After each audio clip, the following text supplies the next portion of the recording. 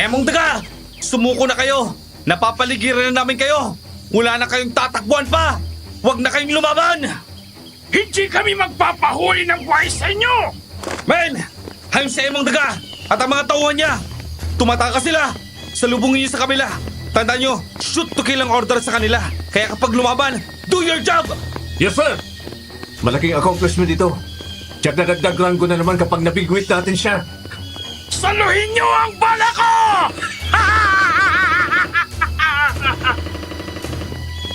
Talagang matigas kayo, ha? Gusto niyo talagang masaktan? Ang galing mo talaga, sir! Nasapon mo ang isang tauhan ni Emong Daga! Mamaya mo na ako purihin.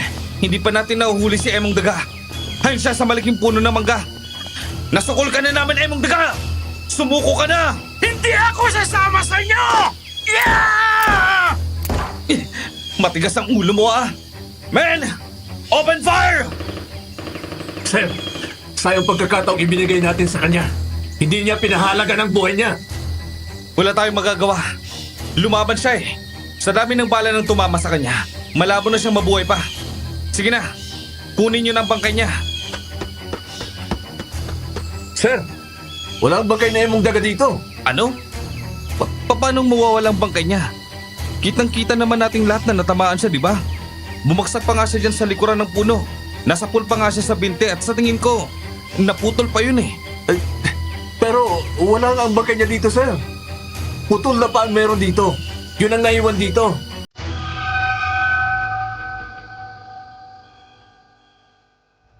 Isa sa pinakamahirap na propesyon ang pagiging pulis. Sabi nga ng mga matatanda, palaging nasa hukay na ang isang paa ng pulis. Bukod doon ay kung saan-saang lugar pa na dedestino.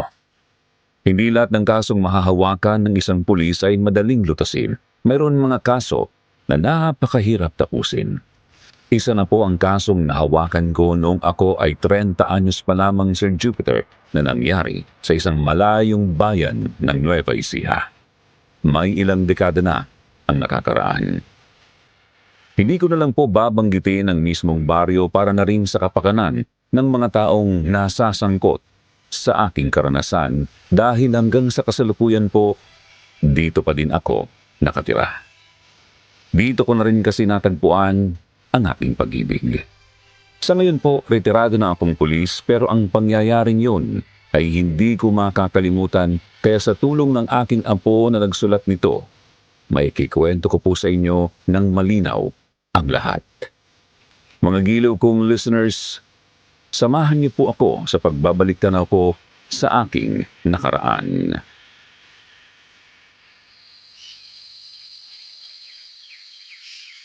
Iwan Delio, napagod na tayo lahat sa paghabol dyan kay Emong Daga na yan. Huwag ka na magbiro ng ganyan. Kunin niyo na ang bangkay niya at nang makalis na tayo dito. Hindi nga ako nagbibiro, sir. Wala talaga dito sa Emong Daga. Ikaw talaga, puro kakalokohan. Oh, teka. Nasaan na nga napunta ang bangkay niya? Kitang-kita naman natin na tinamaan siya, di ba? Oo, sir. Hindi lang isang balang tumama sa kanyang katawan.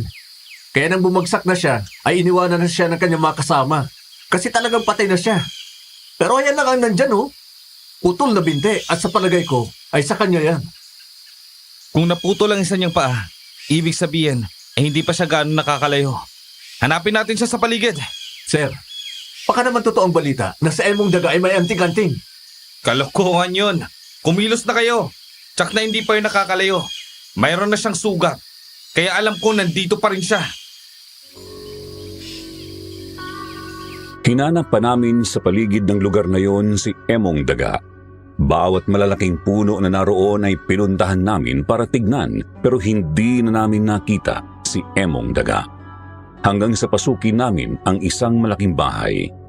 Hinanap namin siya sa loob niyon pero parang bula siya na biglang naglaho.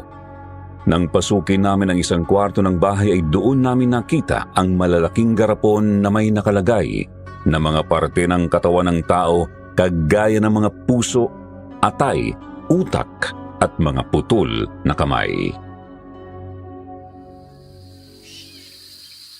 Oh, bakit maraming ganito sa bahay na Emong Daga? Anong ginagawa niya sa mga organ ng tao? Ano pa? E di binebenta nila sa mga mayayamang mayroong mga sakit na nangangailangan ng ganyang mga organ. Daang libong halaga ng bawat organ na yan. Kaya maraming sindikato ang ganyan ng mga racket. Ay, kaya pala ang ganda nitong hideout nila. Mid-time pala talaga itong sa Emong Daga. Kaya lang, malas lang niya kasi naputulan na siya ng paa. Paralisado na siya kaya sa susunod na makasagupan natin siya at ang kanyang grupo, hindi na siya makakatakas pa. Titiyaking kung mahuhuli na siya para pagbayaran niya sa batas ang mga ginawa niya.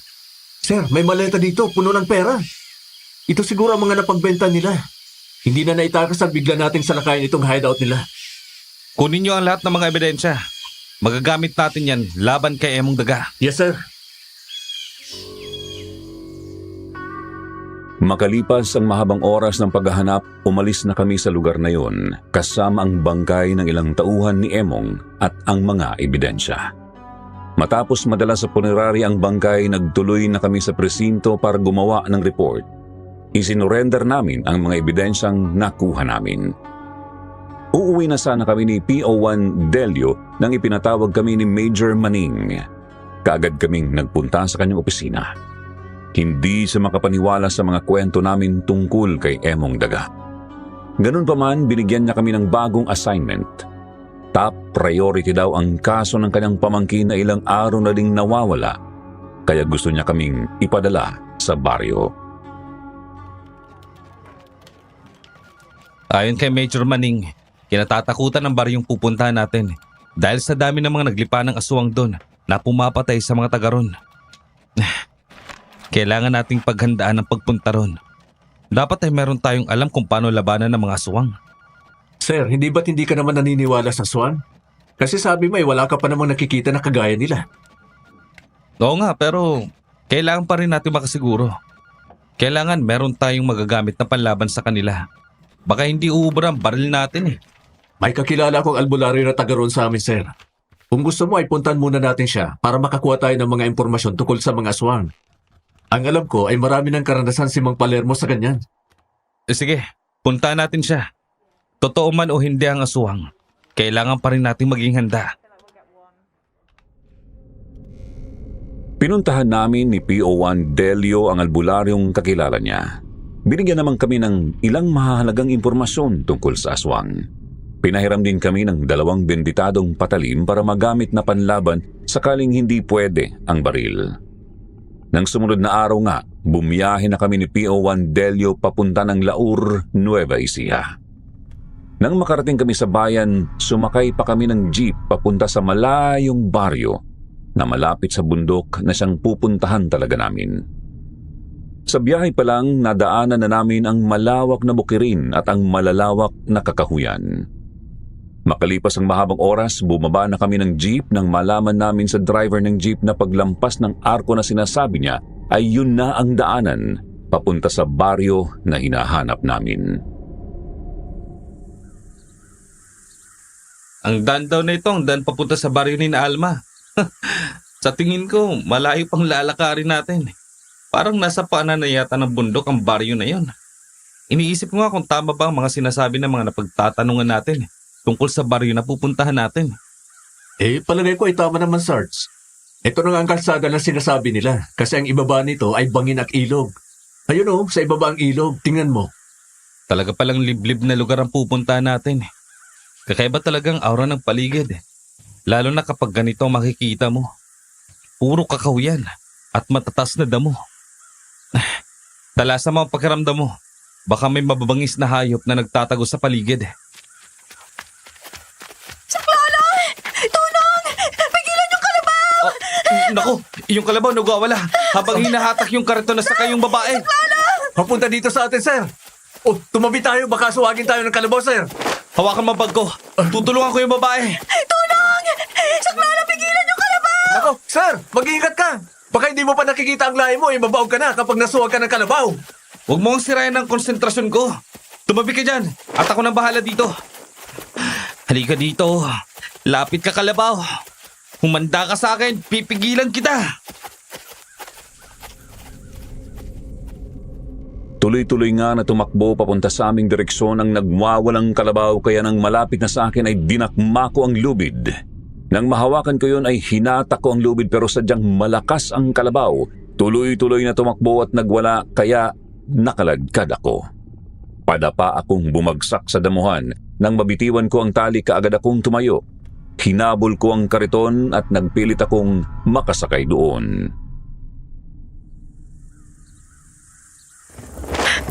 Tulungan mo ako! Pigilan mong kalabaw! Ang dulo ng kalsadang to'y bangina! Kumapit ka lang na mabuti sa kariton. Ako nang bahala para tumigil ang kalabaw. Huwag ka matakot.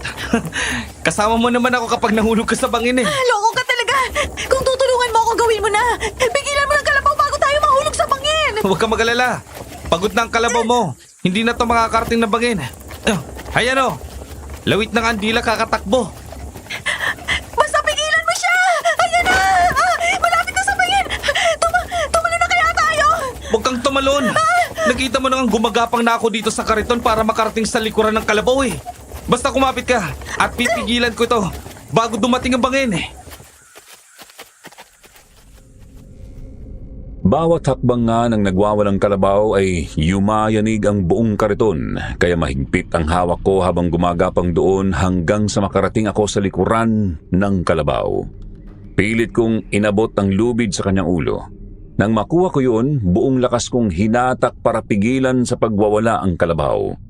Hindi pa rin siya kaagad tumigil.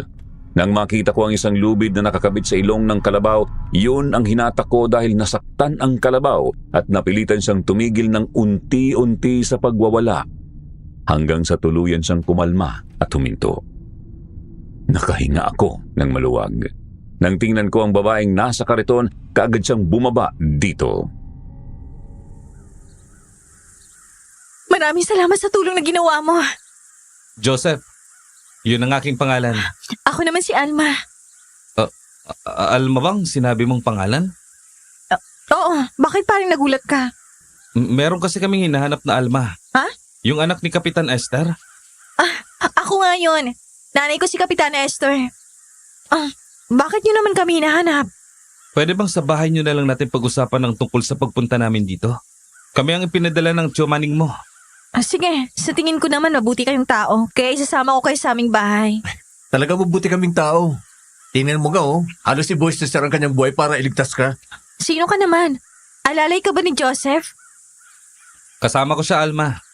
Siya si P.O. Wandelio Macaraeg. Sige, sa bahay na tayo mag-usap. Nandun si Inay ngayon. Sumakay ka na rin dito, Delio. Nako, parang nakakatakot ang sumakay dyan. Baka magwala ulit yan. Natakot lang siya nang makakita ng cobra kaya nagwala at tumakbo. Pero sa palagay ko, kalmado na siya ngayon. Oo nga naman. Sumakay ka na at ako na maghahawak sa lubid ng kalabaw.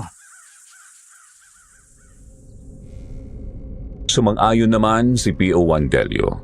Isinakay niya sa kariton ang mga bag namin tapos ay sumakay na rin siya. Ako na ang humawak ng lubid. Itinuro na lang sa akin ni Alma ang daan papunta sa baryo nila. Nang papasok na kami ng baryo, nakita namin na marami rin pala ang mga bahay doon. Pero karamihan ay hindi naman gaanong kalakihan. Yari sa mga kahoy, pawid at sawali ang karamihan sa mga bahay doon. Napansin kaagad namin ang mga tao roon ay nakaupo sa labas ng bahay.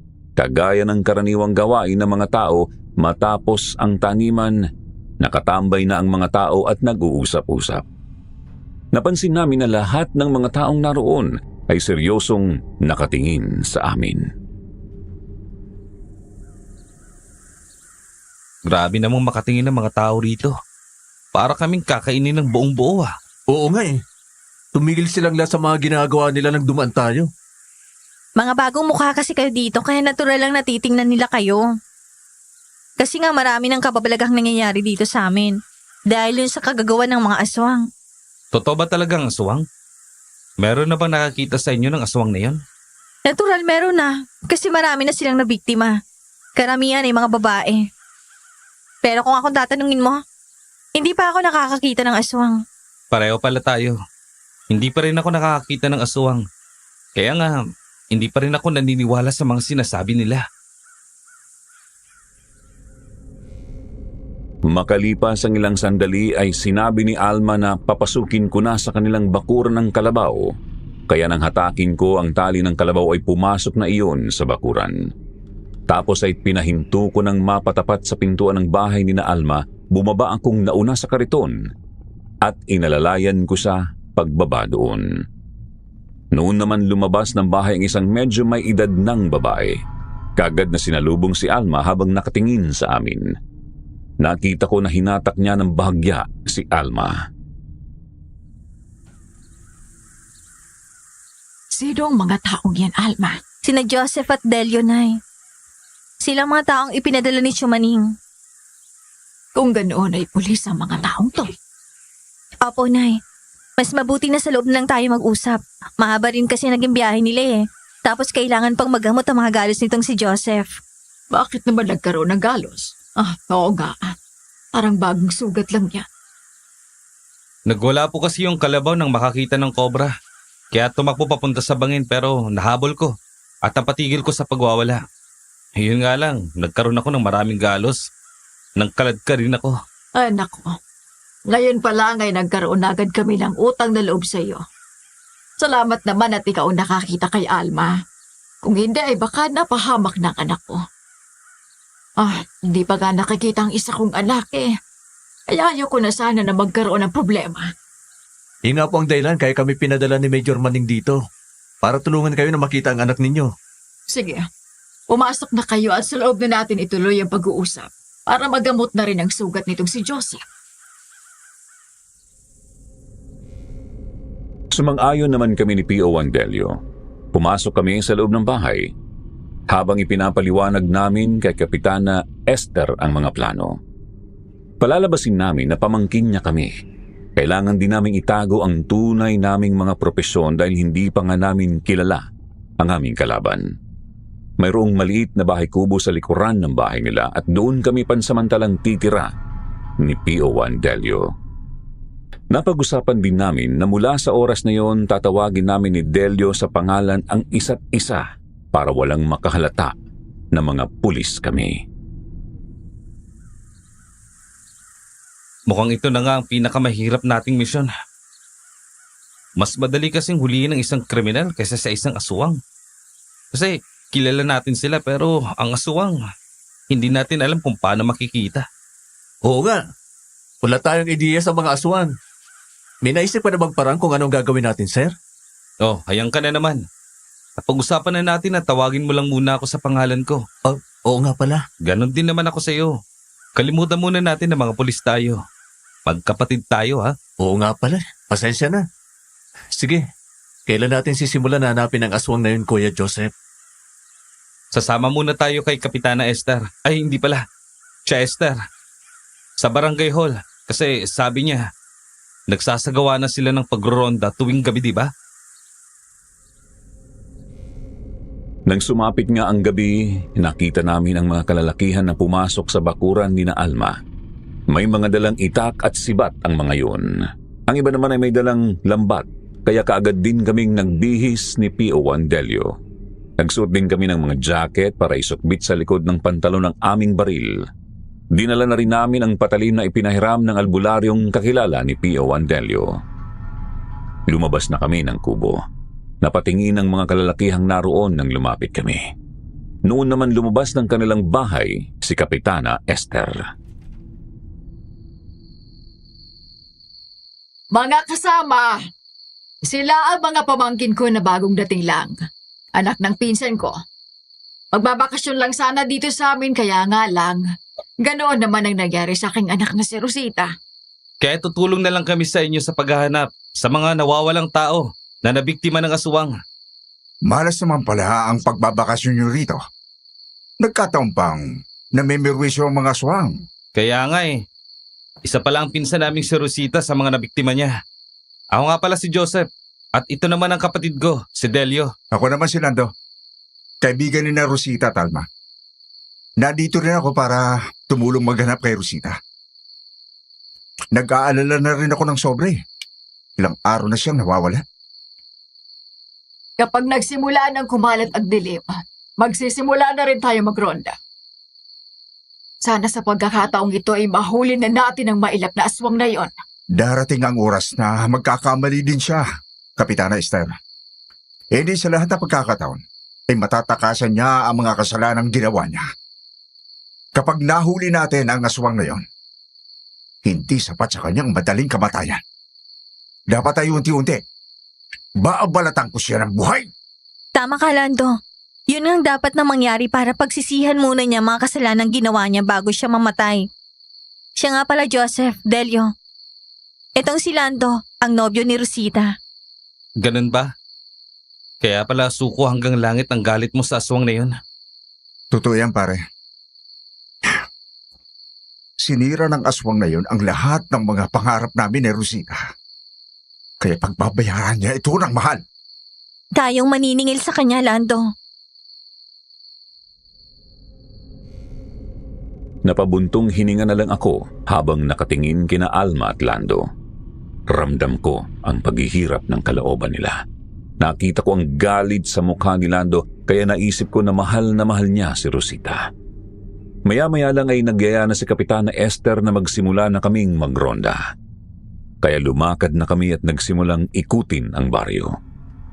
Sa totoo lang, masyado kaming tensyonado ni P.O. Delio habang kasama ang mga taong nagro-ronda. Mahabang oras na kaming naglalakad ay wala namang kaming nakitang kakaiba. Kaya nang matapos kaming magronda, tumambay kami sa pinakasentro ng kanilang baryo. Yun ang maliit na kanilang barangay hall. Alma, mukha namang tahimik dito sa baryo niyo. Paano masasabing kinatatakutan ng lugar na to? Yun ang akala mo. Tahimik lang kapag may mga taong nagro-ronda. Hindi sila sumasalakay. Pero kapag nagkaroon sila ng pagkakataon, makakapambiktima pa rin sila. Kilala niyo naman ang lahat ng mga taga rito, hindi ba, Alma? Wala ba kayong pinaghihinala ang aswang sa mga taga rito? Oo naman. Dito na ako isinilang at nagkaisip. Lahat ng mga taga rito ay magkakakilala. Walang isa man na taga rito ang aswang. Sa palagay nga namin, dumadayo lang dito ang aswang na yon. Taga ibang baryo siya. Kung ganun, talagang mahihirapan tayong mahanap siya. Dahil para siyang magnanakaw na susulpot kapag walang bantay. Hindi natin alam kung anong araw siya sasalakay, kung anong oras at kung saang lugar sa baryong to. Totoo ang sinabi mo, pare. Kaya ang pagroronda ay pagbabakas sakali lang. Walang katiyakan kung makakasalubong natin ang aswang. Kahit nga kami, ay nahirapan kaming makita ang aswang na yun. Hindi pa kami nagtatagal sa lugar na yon ay nakarinig kami ng malakas na sigaw ng isang babae. Napatingin kaming lahat sa iisang direksyon. Kasunod yun ay para kaming iisang tao na nagtakbuhan papunta sa iisang direksyon. Nang makarating kami sa bahay ni Aling Dalena ay nakita namin na duguan siya. Maraming kalmot sa kanyang mga braso. Halos hindi na siya makatayo. Nalaman namin na dinukot ng dalawang aswang ang kanyang anak na dalaga. Nang ituro niya kung saang direksyon nagpunta ang mga aswang, kaagad na nga kaming kumilos. Binagtas namin ang kakahuyan sa likuran ng bahay nila. Gamit ang malalakas na flashlight at sulo, hinanap namin sa masukal na lugar ang mga aswang. Hanggang sa makarinig kami ng malakas na sigaw ng babaeng umiiyak. Sa bandaron, doon nagbumula ang sigaw ng babae. Pero ang dinig ko ay sa bandaron. Kasi pakinggan nyo, parang umaalingaw-ngaw kung saan-saan ang boses ng babae. Magtatlong grupo na lang tayo. Sumama yung iba kay Lando. Yung iba ay sa akin at yung iba ay kina Joseph. Sige po, Inay.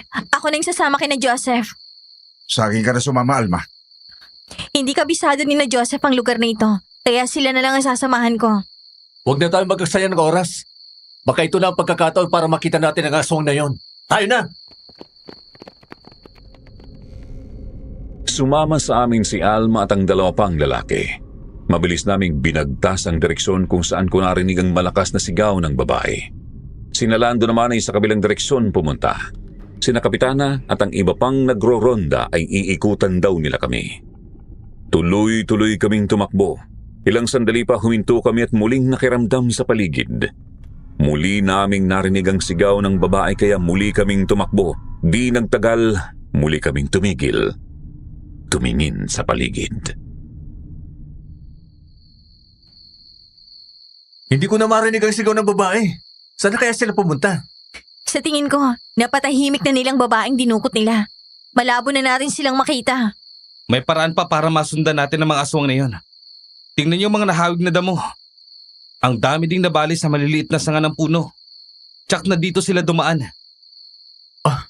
Tama si Kuya Joseph. Talagang matalino ka talaga.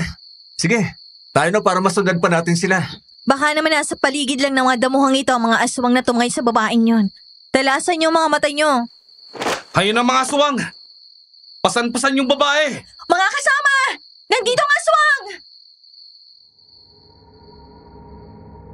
3 aswang ang nakita naming tumatakas. Isa roon ang nagbubuhat sa babaeng walang malay. Nang humarap sila sa amin, nakita kong itinaas ng 2 aswang ang kanilang mga kamay na mayroong mahahabang kuko. Nakakatakot din ang kanilang mga mukha dahil namumula ang kanilang mga mata at matatalim ang ngipin. Nang makita kong susugurin na kami ng mga aswang, bigla kong binunot ang baril sa aking likuran at pinaputukan ko sila. Nagulat ang 2 aswang, kapwa sila tinamaan pero hindi lang napuruhan. Nagulat ako nang bigla silang tumakbo palayo, iniwanan na rin ng kanilang kasama ang walang malay na babae at tumakas na. Natamaan mo sila, Kuya Joseph. Kaya lang ay tumatakas na sila. Habulin natin. Tayo na, Delio. Samantalahin na natin ang pagkakataon na to na mahina sila dahil sa sugat nila. Alma! Maiwan ka na lang dito! Bantayan mo si Lucy! Sige, mag-iingat kayo. Tuso ang mga aswang. Huwag kayong magpapaloko sa kanila.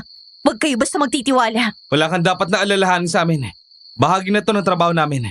Sa labanan, wala kaming pinagkakatiwalaan kung hindi ang mga armas na hawak namin na siyang pwede magligtas sa amin. Dalyo, tayo na habang hindi pa nakakalayo ang mga aswang na to. Hayo na mga aswang! At sandali, may mga dumating pa. Mga kasama din ba nila yon? Magtago tayo, dali. Talaga palang maraming aswang sa baharing to. Tingnan mo, sila nag-away. Pinatay ng mga dumating yung 3 aswang na nakalaban natin. Kung ganun, ay mayroon pang ibang grupo ng mga aswang. Magkakahaway sila. Kaya sila rin ang naglalaban-laban kapag nagkakasalubong sila. Tama ka. Grabe. Ibang klase talaga ang misyong ito na ibinigay sa atin ni Sir. Ano gagawin natin? Makikialam pa ba tayo sa away ng mga aswang? Hindi tayo sasali sa kanila. Dito lang tayo sa ngayon at magbabantay sa kanila. Pabayaan natin sila magpatayan. Makalipas ang paglalaban ng mga aswang, nakita naming natalo ang mga aswang na nabaril namin. Nakita rin namin na kinuha ang bangkay nila ng mga nakalaban nilang aswang. Nang makaalis na mga yon at hindi na namin matanaw ay bumalik na kami ni P.O. Delio kina Alma. Kagad naman kaming sinalubong ni Alma. Nang pagkakataong yun, hindi pa rin natauhan si Lucy. Napansin ko na 2 matandang lalaki ang kasama niya roon. Ano nangyari? Naabutan niyo bang mga aswang?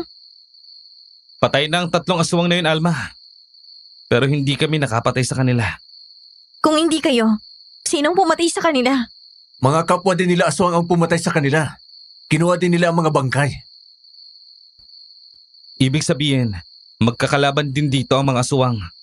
Siguro magkakaiba ng lahi at angka ng mga yon. Ngayon lang din namin nalaman yan ha. Kung hindi pa kayo dumating dito sa lugar namin, hindi pa namin malalaman ang mga yan. Bumalik na tayo sa bahay namin. Kailangang malaman ni na inay ang bagay na yan. Sige na, Delio. Buhatin mo na si Lucy. Ako ang magbubuhat? Ang bihira naman.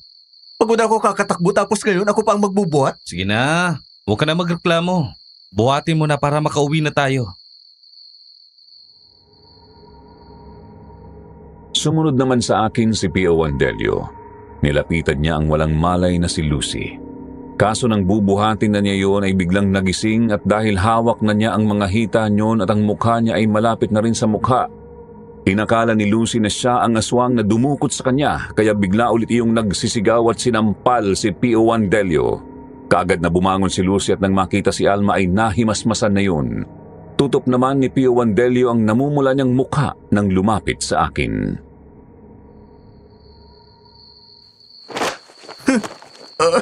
Ang bihirang buhay to. Tutulong na nga lang ako, nasampal pa.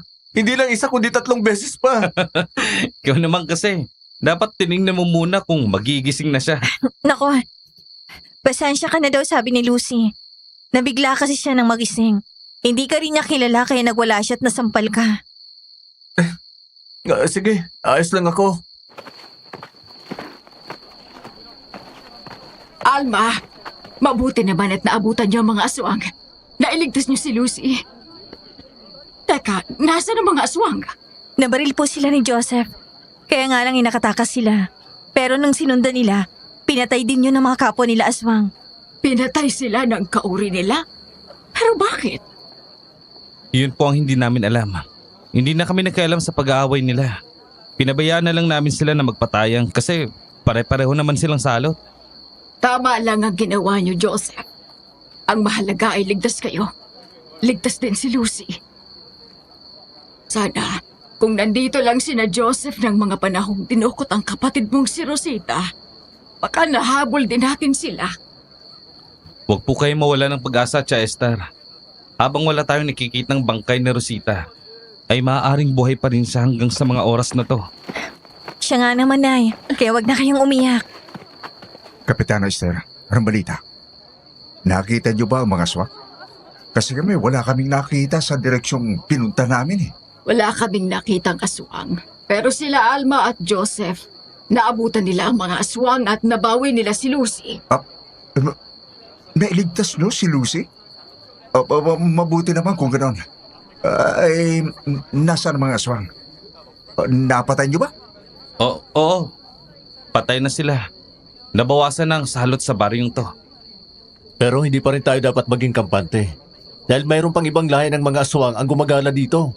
Lahat sila ay hayok sa karne ng tao. Yung iba ay kapwa aswang ang pinapatay, kinakain nila.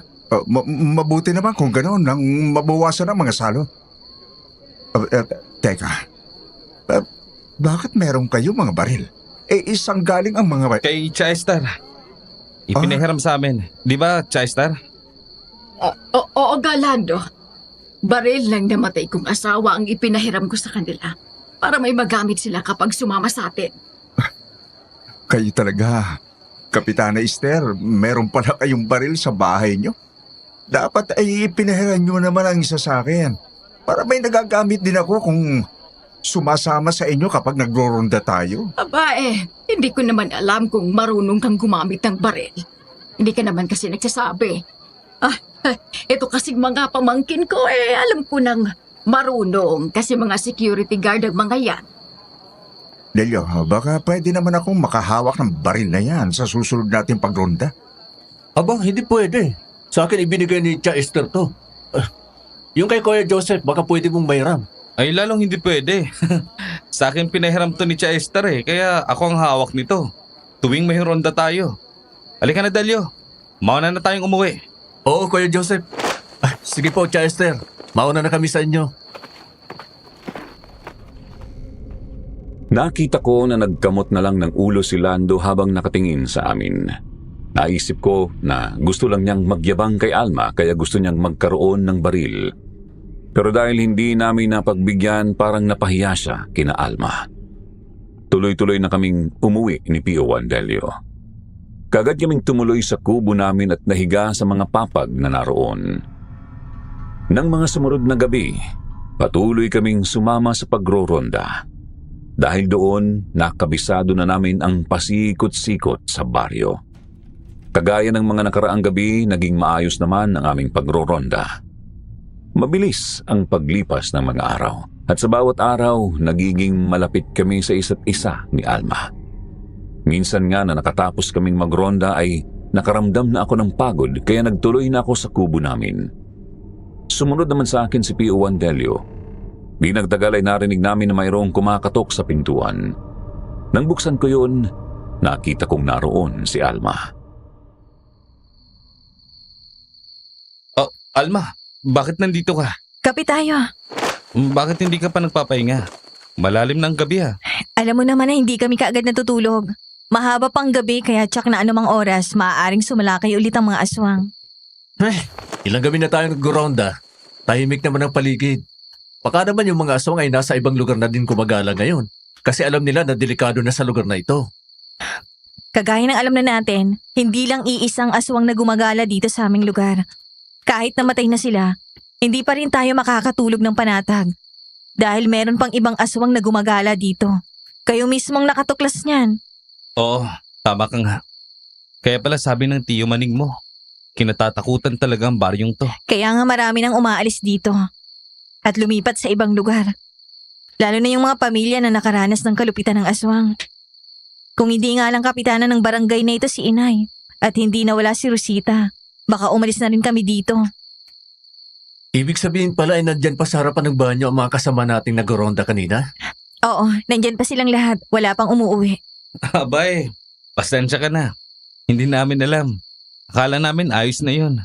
Napatay ng aswang kaya ang gagawin na lang natin ay hanapin si Rosita. Oh, hoy, Dalyo! Magbihis ka ulit at lumabas ka dyan. Maya-maya, ay baka mag-ikot na naman tayo. Sumang-ayon naman sa akin si Pio Adelio. Muli siyang nagbihis at isinuot ulit ang jacket. Dinala pati ang patalim at baril. Sumama kami kay Alma sa harapan ng bahay nila. Doon nga ay nakita pa namin ang mga kalalakihang kasama namin sa pagroronda. Hindi nga lang marami kagaya kanina. Halos kalahati kasi ang nawala. Napansin ko rin na wala na sa pagkakataong yun si Lando kaya lumapit ako kay Alma at bahagyang bumulong. Nasa na ba yung bayaw mong hilaw? Anong bayaw na hilaw? Sino bang hinahanap mo? Si Lando. Di ba, muntik mo na siyang maging bayaw kung nagkatuluyan sila ni Rosita? Eh, hindi nangyari kaya nahilaw. Ikaw talaga, Joseph.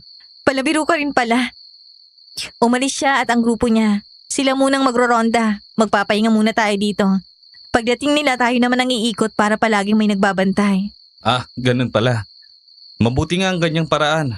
Kaya lang, sa laki din ng baryong to. Hindi pa rin natin matitiyak kung saan sila sasalakay. Delio, kung ikaw ang suwang, saan ka banda sasalakay o maghahanap ng biktima? Sa lugar na mayroong bantay o sa lugar na wala? Eh, di syempre doon sa lugar na hindi ako magkakaroon ng problema. Doon syempre sa walang bantay. Yun ang sinasabi ko, Alma. Kung isang grupo lang iikot, aba, matalino ang mga aswang. Kung nasa bukana na si Nalando, tsak na sa dulo sila sasalakay kasi nandito tayo sa gitna. Ang ibig mo bang sabihin, kung nasa bukana sila nagronda, ay dapat meron ding umikot sa gawing dulo ng baryo? At meron ding maiiwan dito kasi ito ang sentro? Natumbok mo ang gusto kong sabihin. Kung ang lahat ng bahagi ng baryo ay mayroong grupo na nag-iikot, talagang hindi magkakaroon ng pagkakataon ng aswang, di ba? May punto si Joseph. Yun nga ang maganda nating gawin, Alma. Sige po, Inay. Papasadahan namin ang gawing unahan ng ating baryo. Kasi si Landoy nasa duluhan pumunta. Maiwan na lang muna kayo dito, kasama ang iba pa nating mga kasama. O sige, mag-iingat kayo. Nagronda nga kami ni na Alma sa unahang bahagi ng baryo kasama ang ilan pang kalalakihan. Nang malapit na kami sa bukana ng baryo, isang lalaki ang nakita naming tumatakbo. Duguan yon at mayroong malaking sugat sa leeg, marami ring sugat sa mga braso at mukha. Panay ang sigaw niya habang hinahabol naman siya ng isang aswang. Natigilan kami nang bumagsak sa gitna ng kalsada ang lalaki. Agaw buhay na siya nang lapitan namin. Sinabi sa amin ng lalaki na sinalakay sila ng isang aswang habang pauwi na sila sa kanilang baryo. Mga biyahero sila nagginabi sa daan. May direksyong itinuro ang lalaki bago tuluyang nalagutan ng hininga. Kaya doon ako napatingin. Dahil maliwanag ang buwan, mayroon akong nakitang nakatayo sa di kalayuan sa tabi ng malaking puno. Mga kasama! Ayun ang aswang! Tumatakas ang aswang! Habulin natin! Tayo na, bilis! Ngayon nakakita na ulit tayo ng aswang. Huwag na nating hayaang makatakas pa siya. Hindi na talaga siya makakatakas. Mas mabilis ang bala ko sa kanya. Humanda ka, aswang! Hindi mo siya tinamaan ko, Joseph! Ako naman! Naku naman, Delio. Akala ko naman masasapul mong aswang. Inilagan lang din ang bala mo. Hindi ka rin pala asintado. Mabilis palang umilag ang aswang na yan eh. Kuya Joseph, tumatakas ang aswang! Halika na, habulin na natin siya. Alma, ikutan niyo sa kabila. Tayo na mga kasama! Doon tayo! Oh, saan ako sasama? Sa iba, Kuya Joseph o kay Alma? Bahala ka sa buhay mo. Malaki ka na. Ha? Pero sinenyasan ko si Pio Wandelio na sumama siya kina Alma kasi puro itak lang ang armas ng 3 lalaking kasama niyon. Sumunod naman sa akin ang 3 ding lalaking armado rin ng mga itak at sibat. Binagtas namin ang mataas na damuhan para sundan ng tumatakas na aswang. Nang matanaw ko nga ang aswang, muli ko siyang pinaputukan pero dahil mabilis siyang kumilos, hindi ko na naman siya tinamaan. Parang naiinis na ako sa aking sarili dahil ilang ulit ko na siyang binaril pero palaging sablay. Kaya nang makita kong lumiko ang aswang papunta sa likuran ng puno ay huminto rin ako sa pagtakbo at itinuon ko sa lampas sa puno. Eksaktong lumabas ang aswang, pinaputok ko, doon ko sa tinamaan sa tagiliran. Humanda ka sa akin ngayon, aswang ka. Tatapusin ko ng pag-aasik mo ng lagay me. Nasaan ang salot na yun? Ang bilis naman niyang nawala. Hindi ako nawawala, hangal. Nandito lang ako sa paligid. Tingnan ko lang kung hanggang saan ang kayabangan mo. Wala ka naman palang binatbat sa paghawak na baril na yan. Magpakita ka sa amin! Tapusin na natin to! Hindi ako papayag na patuloy ka maghasik ng lagim sa baryong to. Marami ka ng pinatay at puputulin ko ng kasamaan mo. Natatakot ka bang lumabas kasi may tama ka na, ha? Hambog ka talaga.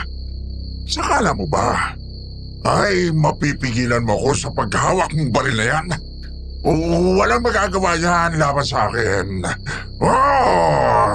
Mamamatay kayong lahat.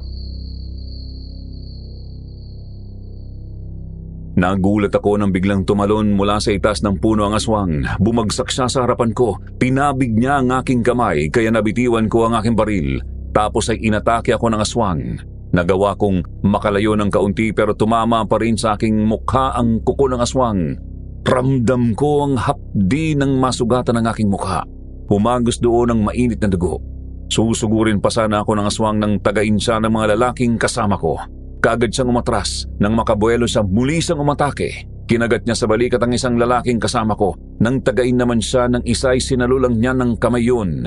Matapos ay binuhat at ibinalibag sa malaking puno.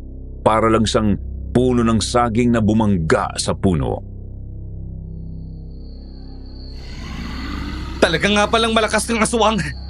Ngayon ako naniniwala na mayroon nga talagang aswang. Mabuti na lang at naniguro ako. Ngayon, alam mo na ang totoo tungkol sa akin.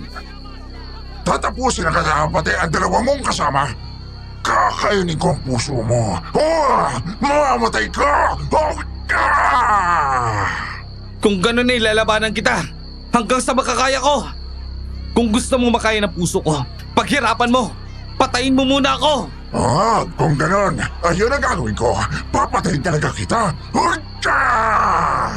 Kung hindi ka tatablan ng baril, baka dito tablang ka. May armas ka pala. Nasukatan mo ko. Surprise! Nagulat ka, no? Hindi mo ba inaasahan na meron pa akong alas? At hindi lang ito basta armas.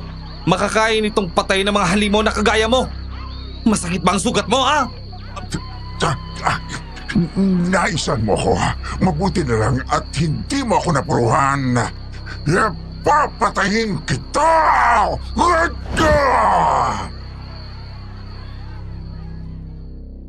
Muli nga kaming naglaban ng aswang.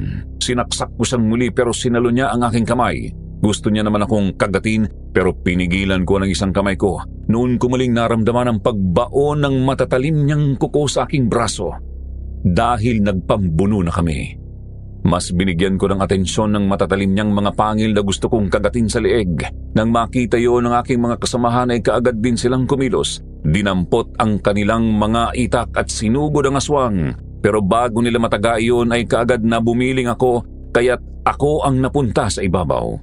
Tapos ay tinadyakan ako ng aswang. Tumalsik ako sa malaking puno. Noon ko nakitang paparating na din sina Pio Wandelio. Nang makita naman ng aswang na mayroong paparating ay nagmamadali itong tumakas. Nasugatan ka. Ayos ka na ba, Kuya Joseph? Ayos lang ako. Yung aswang, tumatakas siya, habulin niyo. Wag na! Hindi na natin siya aabutan. Bumalik na tayo sa bahay namin para magamot ang mga sugat niyo. Ngayon ako naniniwalang hindi lahat ng aswang ay mahina. Kagaya ng isang yon, napakalakas niya. Kung hindi kayo dumating, baka meron pang mas malalang nangyari sa amin. Pambihira. Pinagtawalan lang ang aking baril. Hindi ba umubra sa kanyang baril? Yang patilim na ibinigay sa atin ng albularyo, nagamit mo ba? Oo, yun nga nagligtas sa akin. Nasugatan siya ng patalim. Naramdaman niya ang kirot ng sugat niya. Kahit siya kung alam niya na nabentetado ang patalim na yon. Kung ganoon, ay kailangan pala tayong gumawa ng mga plano para sa susunod na makasugupan natin ng salot na yon, ay alam na natin kung paano siya lalabanan. Nang makabalik na kami sa bahay ni na Alma, nakita ni Kapitana Esther ang nangyari sa amin. Kagad siyang kumuha ng malinis na damit. Kinuha rin niya ang isang garapon na mayroong nakalagay na langis na hindi ko alam kung ano ang mga sangkap na naroon. Ang nakita ko kasi ay mayroong nakababad na mga dahon sa langis. Nang pahiran ko niyon ang aking mga sugat, naramdaman ko ang sobrang hapdi. Kasunod niyon ay may nakita akong kinuha sa kanyang bulsa si Kapitana Esther. 3 piraso na hugis bilog. Kasing laki yon ng piso. Ipinatong niya sa mga sugat ko yon. Ramdam ko na parang dumikit sa aking sugat ang bagay na yon. Chester, ano ba tong inilagay mo sa sugat ko? So ngayon ang usa, na kung tawagin ay walo-walo. Yan ang ginagamit namin kapag mayroong nakakagat ng ahas, aso o anumang nilalang na may kamandag. Kaya ang kamandag ng kuko ng aswang na nariyan sa sugat mo ay hihigupin niya. Kaya pala ganun ang pakiramdam ko. Lalo kasi siyang dumikit sa sugat ko eh. Kusay ang matatanggal kapag nahigop niya ng lahat ng mga kamandag sa sugat mo. Tiisin mo lang ang sakit. Oo naman. Kaya ko namang tiisin ang sakit eh. Pero hindi ko matitiis. Yung mabibigo ako sa iyong pag-ibig. May sinasabi ka ba, Joseph? Wala. Wala akong sinasabi, Alma. Hindi ba, Delio? May narinig ka bang sinabi ko? Parang mayroon akong narinig eh. Sabi ko ni, anong narinig mo, Delio? Mas masakit pa daw sa sugat ang mabigo sa pag-ibig. Tama, yun ang narinig kong sinabi niya. Sa bagay, totoo naman ang sinabi mo. Bakit, Joseph? Nabigo ka na ba? Iniwanan ka na ba ng nobya mo? Hindi pa ako nagkakaroon ng nobya.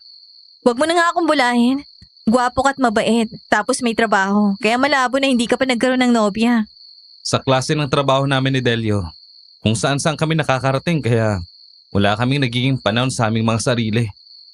Kaya hindi kami makapangligaw. Ngayon pa lang kung sakali. Kung pwede sa'yo. Ha? Masyado ka namang mabilis. Nakakagulat ka. Parang ka namang sira. Ano nangyari sa'yo, Joseph? Bakit ang dami mong sugat? Nakasagupa namin ng aswang. Malakas palang salot na yun. Hindi kagaya ng una nating nakalaban. Di ba meron kayong mga baril? Bakit hindi nyo ginamit? Ginamit naman. Kaya nga lang masyadong mabilis ang aswang na yon. Kaya naiwasan niyang lahat ng bala. Kayo naman, ano nangyari sa lakad niyo? May nasukol din kaming aswang. Nasugatan din ang iba kong kasama. At ang iba ay napatay. Pero, napatay namin ang aswang. Nakilala niyo ba ang aswang? Hindi. Tsaka kung dayo lang sa lugar natin ang aswang na yon. Ikaw, hindi ka ba nasugatan, Lando? Naku! Ako pa! Kahit konti ay hindi man lang ako nakalusan. Napatay ko pa ang mga aswang na yon. Mabuti naman kung ganun pare. Pero nagkataon lang na hindi malakas ang nakalaban yung aswang. Dahil kung yung nakalaban namin ang nakaharap nyo, baka nasugatan ka rin. Alam mo pare, kung hindi malakas ang nakalaban namin, di sana ay hindi namatay ang ibang mga kasama ko. At hindi nasugatan ang iba. Alam mo bang nahirapan din kami sa pagpatay sa kanya? Pero, malas niya. Kasi nga, mas mautak ako. Sige na, wag na kayong magtalo. Ang mahalaga ay buhay pa rin kayo. Alma, gamutin mo ang sugat ng iba nating mga kasama. Sige po, inay. Dito ka muna, Joseph. Pabayaan mo lang na kusang mahulog ang mga sungay ng walo-walo na yan. Kasi ang bibitiw sa sugat mo kapag nahigop ng lahat ng kamandag. Oo, Alma. Salamat. Nang makalabas na nga ng bahay si Alma, sumandal ako sa kinauupuan ko. Para kasing nakaramdam ako ng antok. Ngayon ko lang naramdaman ang pagod at puyat kaya hindi nagtagal. Nakatulog na nga ako sa ganoong posisyon. Sabi naman sa akin ni Pio Wandelio, pinabayaan niya akong makatulog. Pero lumipas ang halos 2 oras, nagising ako nang marinig ko ang pagtilaok ng manok. Marahan akong tumayo nang makita kong wala na ang sungay ng walwalo sa aking mga sugat. Doon mo na ituloy ang pagtulog mo sa inyong kubo. Papaumaga na rin, kaya nagsiuwian na ang ating mga kasamahan. Paano po ang kasamahan natin na napatay ng aswang? Pansamantalang dinala doon sa harapan ng barangay hall. Doon na sila pinuntahan ng kanilang mga kamag-anak. At bukas sabay-sabay na natin silang ililibing sa sementeryo. Sige po. Magpapahinga na muna ako. Siya nga po pala. Meron po ba kayong gamot dyan sa lagnat? Para kasing ang tamlay ng katawan ko eh. Sumasakit din ang aking ulo. Abay, meron pa yata dito sa garapon. Sandali lang at kukunin ko. Salamat po. Nang maibigay sa akin ni Kapitana Esther ang gamot ay lumabas na ako ng bahay nila at nagpunta sa aming kubo. Nang makapasok naman ako sa kubo na tinutuluyan namin, nakita kong natutulog na sa kanyang papag si Pio Wandelio. Napangiti pa nga ako ng bahagya nang makita kong mahimbing na ang tulog niya. Nakanganga pa nga at naghihilik, kaya naman nagpunta na rin ako sa aking higaan. Nang mahiga ako, muli kong naramdaman ang sakit ng aking mga sugat. Nakaramdam din ako ng sakit ng ulo at panlalamig sa buo kong katawan, kaya nagbalot ako ng kumot. Para kasing may nakalagay na yelo sa aking likuran, kaya hanggang sa aking ulo, itanakip ko na ang kumot. Nang sumikat ang araw, bumangon si Pio Wandelio. Nalaman niya na hindi ko kayang bumangon. Magpahinga ka na lang muna, sir. Ako na lang tutulong sa mga taga rito para maglibing sa mga kababaryo nilang namatay. Ayan ka na naman. Tinawag mo na naman akong sir. Ay. Baka mayroong taga rito na makarinig sa'yo. Mabisto pa tayo. Alalahanin mo na sina Kapitana Esther at Alma lang nakakaalam ng totoo nating pagkatao. Oo nga pala eh. Pasensya ka na. Sige, aalis na ako. Sige na, mag-iingat ka palagi. Talasan mo ang mga mata mo. Ngayong nakita mo na rin ang aswang na nakalabang ko kagabi. Tsak na pati ikaw ay pag-iisipan na yun na mawala ka sa kanyang landas. Bantayin mo rin si Alma, ha? Oo, akong bahala. Babantayin ko siya para sa'yo. Sige, aalis na ako. Pakiramdam mo ang mga tao sa iyong paligid. Baka isa sa kanila, yun na palang aswang. Nakakatabi na natin ay hindi pa natin alam.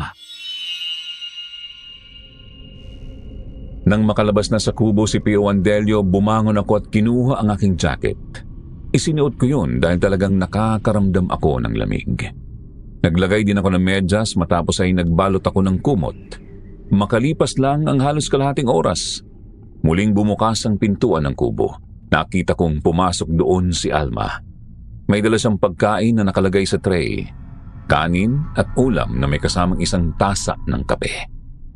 Marahan niyang ibinaba sa maliit na lamesang naroon, tapos ay nilingon niya ako.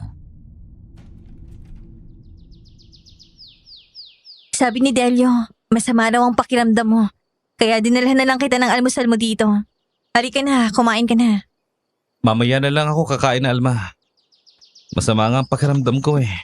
Parang hindi ko kayang bumangon. Nilalamig ako. Ang taas na ng sikat ng araw, ang init na ng panahon. Bakit ka nilalamig? Sandali nga tahawakan ko ang noo mo. Oh, naku, inaaboy ka ng lagnat, Joseph. Bakit hindi ka nagsabi ka agad? Tulog ka pa kasi kanina eh. Kay Kapitana Esther na ako humingi ng gamot. Nakainom na ako kaso parang hindi tumalab. Ang lamig talaga. Baka pwede naman yung kumot ni Delio. Ipatong mo na dito sa katawan ko. Ang lamig ka talaga. Oo, sige. Sandali lang at kukunin kong kumot. Oh, ayan. Doble ng kumot mo, kaya hindi ka na siguro lalamigin yan. Ang lamig pa rin. Para akong nakahiga sa ibabaw ng yelo. Yung likod ko, gumagapang ang kilabot. Naku naman, ano bang gagawin ko? Wala na ritong kumot na pwedeng ilagay sa'yo. Teka, pwede sigurong yakapin na lang kita. Ang ginaw, parang hindi ko na kayang tagalan to. Naku naman, para na siyang naiibang sa taas ng lagnat at panlalamig. Kahit natataranta na si Alma, sumampa agad siya sa papag na kinahihigaan ko. Inalis niya ang nakabalot na kumot sa aking katawan tapos ay tumabi siya sa akin. Kinubabaw niya ako sa kanya muling itinakip sa aming dalawa ang kumot. Niyakap niya ako kaya magkalapat na ang aming mga katawan. Magkalapit na rin ang aming mga mukha. Ramdam ko ang init ng katawan ni Alma na unti-unting lumulukob sa nilalamig kong katawan. Nalalanghap ko rin ang mainit niyang hininga. Dahil doon, niyakap ko na din si Alma. Unti-unting nawala ang panlalamig ng aking katawan. Salamat, Alma. Ano, nilalamig ka pa ba? Joseph, ano nang pakiramdam mo ngayon? Mas mabuti na kaysa kanina. Alma, pwede bang dito ka lang muna? Huwag ka munang umalis. Sige, hindi kita iiwanan. Dito lang ako sa tabi mo. Salamat, Alma. Joseph? Teka. Joseph? Bakit hindi ka na kumikibo?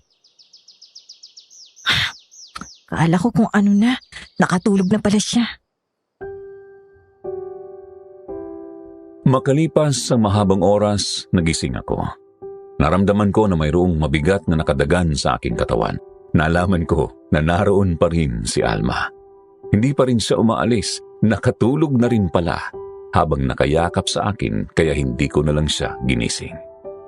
Pinabayaan ko na lang lalo pa nga at nakatalukbong pa rin kami ng kumot. Di nagtagal naramdaman ko na parang mayroong mga taong dumating. Bumukas ang pintuan ng kubo. Narinig ko ang boses ni Kapitana Esther at P.O. Delio. Dinig ko rin ang boses ni Lando. Hinahanap kasi nila si Alma.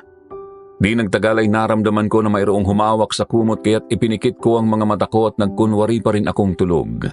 Kaya nakita ng lahat na nasa ibabaw ng katawan ko ang natutulog na si Alma. Aba, naku! Mga walang hiya kayo! Alma! Hoy, Alma! Kumising ka nga dyan! Anong klase kang babae at ginawa mong ganyan? Inay, kayo pala. Nakatulog na pala ako. Kanina ka pa namin hinahanap. Hindi ka namin nakita. Kaya pala, tumabi ka nang matulog kay Joseph. Wala ka na bang kahihiyan, ha? Dito pa mismo sa ating bahay kayo gumagawa ng kahalayan. Nay, huwag kayo mag-isip ng masama kung nakita niyo man kami sa ganitong kalagayan. Inaapoy ng lagnat si Joseph dahil sa matinamo niyang sugat sa aswang. Sobrang nilalamig siya kaya niyakap ko. Kaya yan, nakatulog na siya. Kayo wag nga kayong maingay. Wala naman kaming ginawang masama eh. Baka may nangyari ng kababalaghan dito nang hindi ko nalalaman, ha? Sandali nga at hahawakan kong noo niya. Oo nga. Mataas pa rin ang lagnat niya. Kaya nga wag kayong maingay, Nay. Pabayaan na lang natin siyang makapagpahinga. Tsaka nakita niyo naman na tulog pa rin siya hanggang ngayon. Balot na balot ang buong katawan niya. Naka-jacket pa dahil sa sobrang lamig. Para na siyang nahiibang kanina. Baka nga hindi niya na alam ang ginawa kong pagyakap sa kanya eh. Kukuha ko ng gamot sa lagnat. Kapag nagising siya, ipainumin mo ulit para bumaba ang lagnat niya. Sige po, Nay. Nagwawala kasi kayo agad eh. Nag-iisip kayo ng masama sa nakita niyo. Aba, hindi naman ako nag-iisip ng ganun, ah. Itong si Delio, siya ang sisihin mo. Masyadong marumi ang utak. Nye, bakit ako? Wala naman akong sinasabi. Ay, huwag ka lang magreklamo. Sumama ka sa akin at ibibigay ko sa iyo ang gamot. Ikaw na magdala rito. Nang makalis na si Kapitana Esther, saka ko lang idinilat ang mga mata ko. Kunwari ay nag-inat pa ako para malaman ni Alma na kagigising ko lang. Medyo naghihikab pa. Inakala ko na si Alma lang ang naroon. Nandoon pa rin pala si Lando at nakatingin lang sa amin ni Alma. Ngumiti siya ng bahagya habang nakatingin sa akin. Si Alma naman ay muli akong binalingan at hinawakan ang aking noo. Mabuti naman at bumaba ng lagnat mo. Oo nga eh. Salamat ulit sa'yo. Swerte naman ni Joseph. Ang ganda ng tagapag-alaga niya. Bisita namin sila kaya obligasyon ko na alagaan siya, Lando. Kung ako ba magkakasakit, alagaan mo rin ba ako? Taga rito ka. Nandyan lang naman ang pamilya mo merong mag-aalaga sa'yo. Kaya kung magkasakit ka, walang problema yon. Ang sabi ko, alagaan mo rin ba ako? Nakagaya ni Joseph. Uulitin ko rin ang sagot ko sa'yo. Meron kang pamilya na mag-aalaga sa'yo. Kung ako si Rosita at nobyo kita, maaari pa na gawin ko yon. Hindi pa pwede na ikaw na lang ang pumalit sa kanya? Pasensya ka na pero iba si Rosita, iba ako. Akala ko ba mahal mong kapatid ko? Ilang linggo pa lang siyang nawawala, gusto mo na siyang palitan? Ang masakit pa nito, ako pang tinutok sa mong pumalit sa kanya? Hindi naman sa ganon. Kaya nga lang inihahanda ko ang sarili ko, Alma. Sakaling hindi na siya makita at ikaw ang gusto ko kasi magkamukha din naman kayo. Pwes itigil mo na yung kalokohan mo, Lando. Hindi ko pinangarap na ang kini ng pag-aari ng aking kapatid. Kung sakaling hindi na makauwi si Rosita, malaya kang manligaw ng iba dahil karapatan mo yan. Pero wag sa akin, kasi ngayon pa lang sasabihin ko na sa'yo, wala kang pag-asa. Sa pagkakataong yun, alam ko na napahiya ng sobra si Lando, lalo pa nga at kaharap ako. Nakita kong namumulang mukha niya dahil sa mga sinabi ni Alma. Nang makita niya na nakatingin ako sa kanya ay inisang lumabas ng kubo. Noon naman pumasok si PO1 Delio. Ibinigay lang kay Alma ang gamot para sa lagnat at muli siyang lumabas. Nang maisara na niya ang pintuan, muli akong binalingan ni Alma. Ngumiti siya ng matamis. Hinawakan niya ang aking noo, pati ang aking kamay. Kumain ka na muna bago uminom ulit ng gamot para tuluyan ang umayos ang pakiramdam mo. Sige, kakain ako ng marami para manumbalik ka agad ang lakas ko. Salamat sa pag-aalaga mo ha. Oo naman, walang problema doon. Halika na, kumain ka na. Sige, nagutom na nga ako eh. Parang hindi naging maganda ang pag-uusap yung dalawa ng bayan mong hilaw. Oo nga eh. Kapal kasi ng mukha. Ilang linggo pa lang nawawalang kapatid ko, gusto na maghanap ng iba. Baka daw pwede na ako na lang pumalit kay Rosita? Oo nga no. Kung ganun pala, hindi niya totoong mahal ang kapatid mo. Akala naman niya may gusto rin ako sa kanya, porke magandang pakikitungo ko. May ibang usapan pagdating sa pag-ibig. Marami akong kaibigan pero dapat iisa lang ang iibigin. Swerte naman palang magugustuhan mo. Oo naman, talagang swerte ka. Ako? Totoo bang narinig ko? Oo, ikaw ang gusto ko. Gagawin ko ba sa'yo yun? Kung hindi kita mahal? Mahal din naman kita, Alma. Noon palang una nating pagkikita, naililigtas kita. Crush na kita kagad eh. Kaya nga lang, hindi ko masabi sa'yo.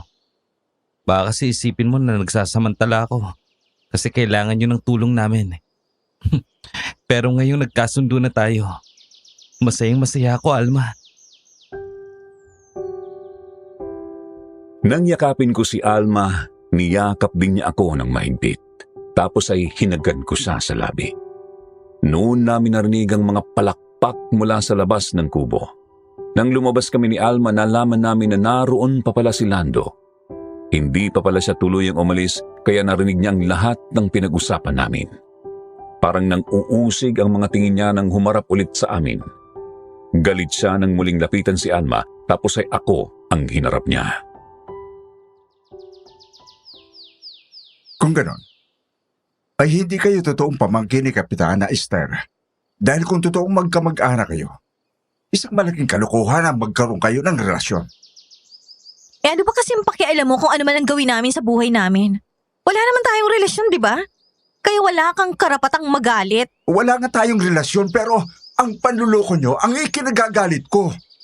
Ano bang tinatago mo, Joseph? Bakit kailangan nyo pang magpanggap na kamag-anak ni Kapitana Esther?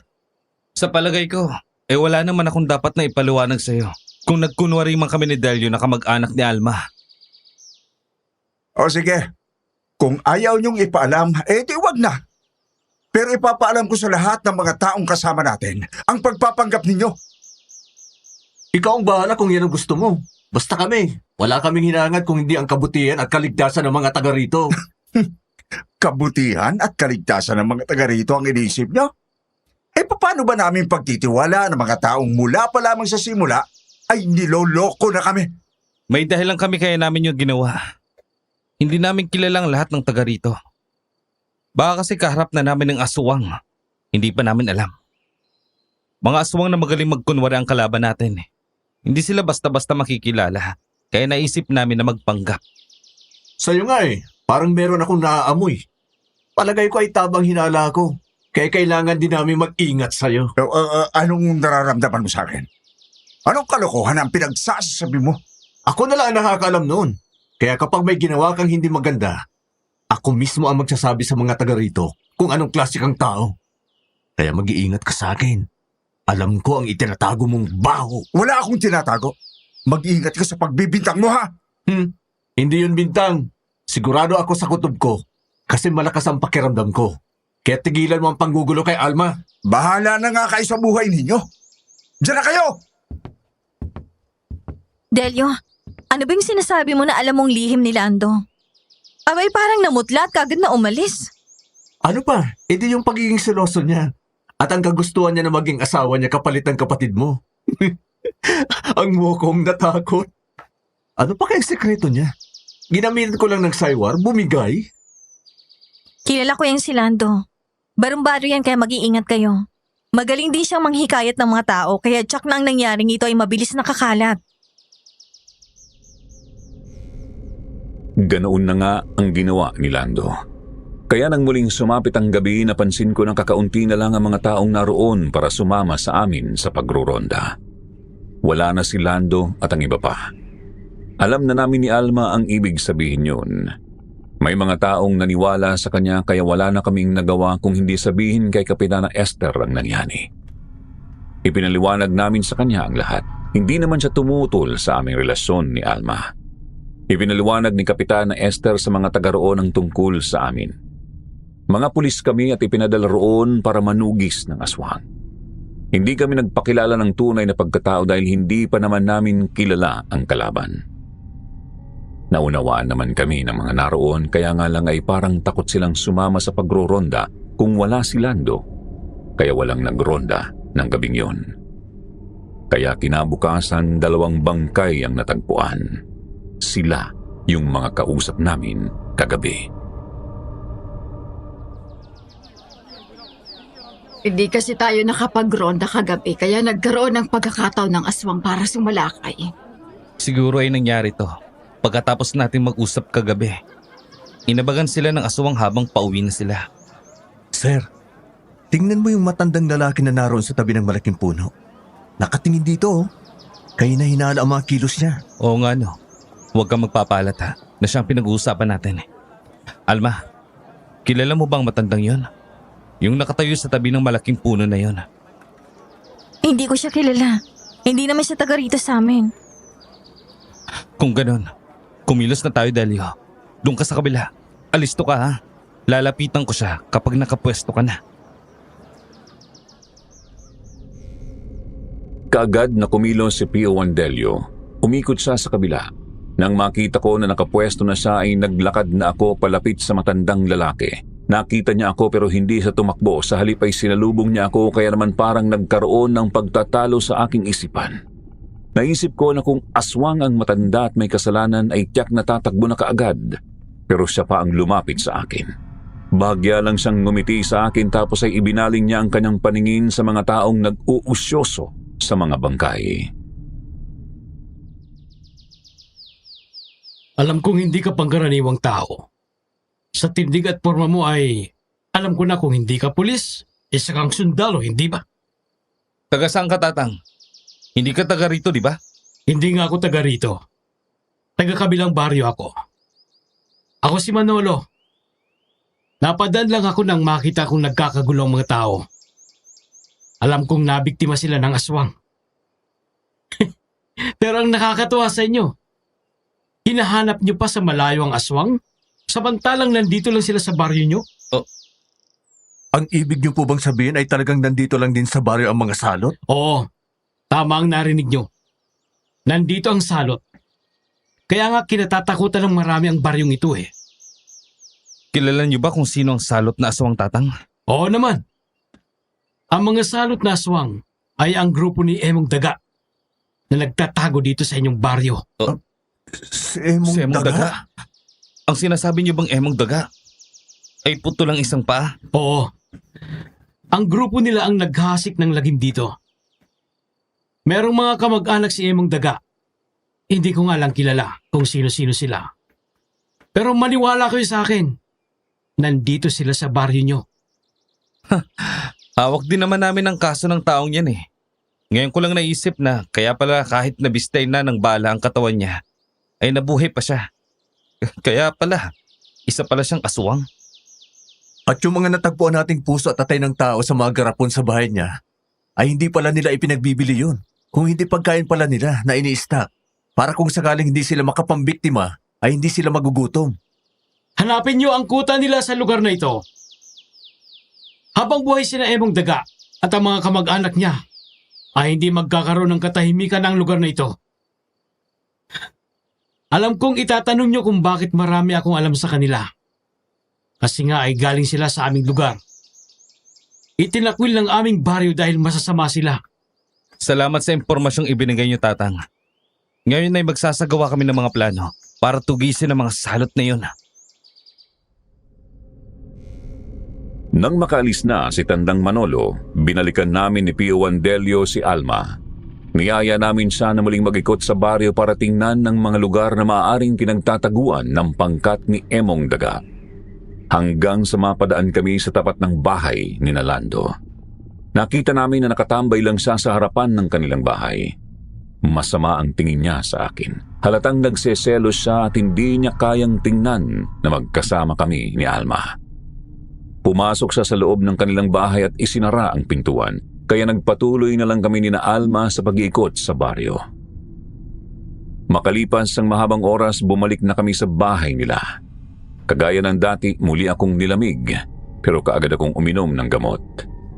Nang gabing yun, kakaunti na lang ang nagpunta sa bahay ni na Alma para sumama sa pagroronda. At dahil kakaunti na nga lang ang taong naroon kahit hindi pa masyadong maganda ang aking pakaramdam, sumama na ako sa kanila sa pagroronda. Hanggang sa makarating kami sa pinakadulo ng baryo kung saan madalang na ang mga bahay. Puro kakahuyan ang paligid. Hindi pa naman masyadong maayos ang pakiramdam mo ha. Dapat sa'yo nagpapahinga pa. Hindi ko naman kayo pwedeng pabayaan. Gusto kong samahan kayo.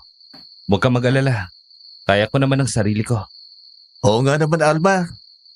Iba talaga nagagawa ng pag-ibig. Nakakapagpalakas ng katawan. Ako kaya, kailan ko matatagpuan ang aking true love? Teka pala, bakit inilabas niyo ng mahabang armas niyo?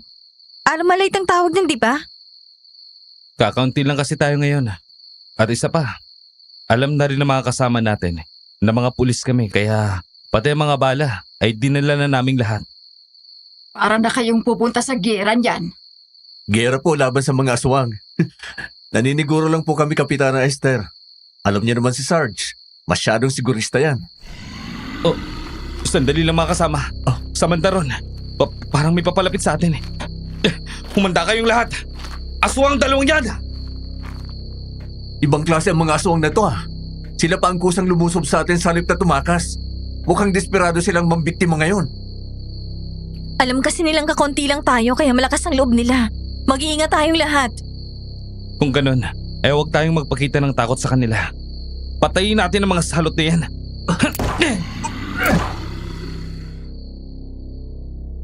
Bago pa makalapit sa amin ang dalawang aswang, natamaan na namin sila sa kanilang mga katawan. Nagulat ang mga aswang nang maramdaman ang hapdi ng kanilang mga sugat. Pero sa halip na tumakas ay nagpatuloy silang sumugod sa amin. Nang makalapit ay kami pala talaga ni Pio Wandelio ang gusto nilang patayin. Pero sa ulo ko na binaril ang aswang na sumugod sa akin. Sa pagitan ng kanyang mga mata tumamang bala ng baril kaya nawasak ang kanyang ulo. Nang lingunin ko si Pio Andelio ay sa bunganga naman niya binaril ang aswang na sumugod sa kanya. Sir, sa palagay mo ba ito totoo ang sinasabi ni Tandang Manolo?